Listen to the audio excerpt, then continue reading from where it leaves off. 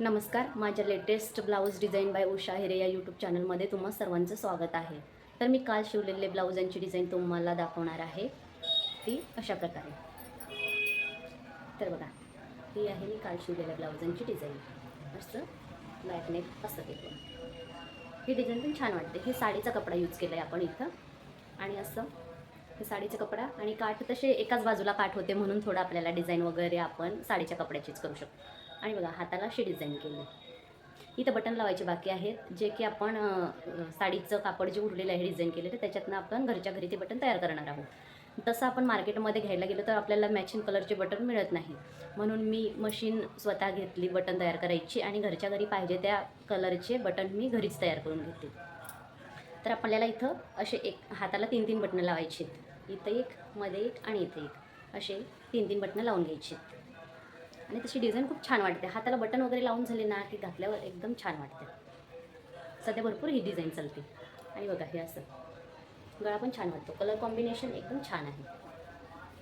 आणि आपली दुसरी डिझाईन आहे अशी ही. तिच्या पण हाताला डिझाईन केली आणि पाठीमागे पण डिझाईन केली. हाताला अशी डिझाईन केली आणि अशी मणी लावून घेतलेली आहे.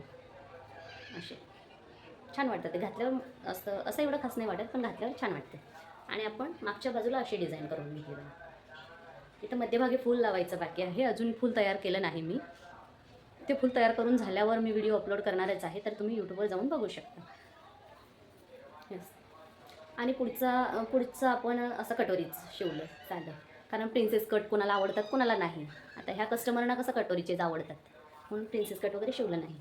आणि तिसरी डिझाईन आपली आता आपण 2 डिझाईन बघितले की नाही. आपली ही बघा तिसरी डिझाईन. ही पण खूप सुंदर वाटते डिझाईन. काठापदराच्या साडीवरती इतकी छान वाटते ना. माझे भरपूर कस्टमरना ही डिझाईन आवडलेली आहे आणि शिवून देखील दिलेली आहे ही डिझाईन. ह्याची बाही आपण साधीच घेतली 4ची. आणि मागची डिझाईन अशी बघा. हे अशी साडी आहे. आपण हे साडीचा कपडा यूज करून हे पट्ट्या तयार करून घेतल्या आणि हे काठ वापरले आपण. काठ दोन्ही बाजूला होते. मी एका हाताला एक बाजूचं यूज वापरून घेतला आणि दुसऱ्या बाजूला मग ते गळ्याची डिझाईन आपण तयार करून घेतली.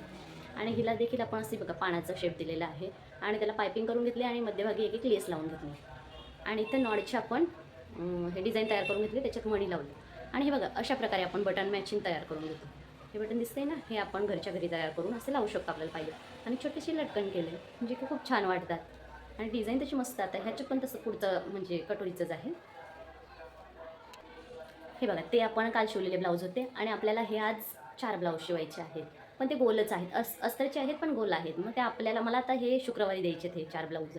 मग आज मी शिवून ठेवलं की उद्या हुक लावायला देईल आणि परवा कस्टमरना देता येतील. त्याच्यासाठी आपल्याला हे आता 4 ब्लाऊज शिवायचं आहे.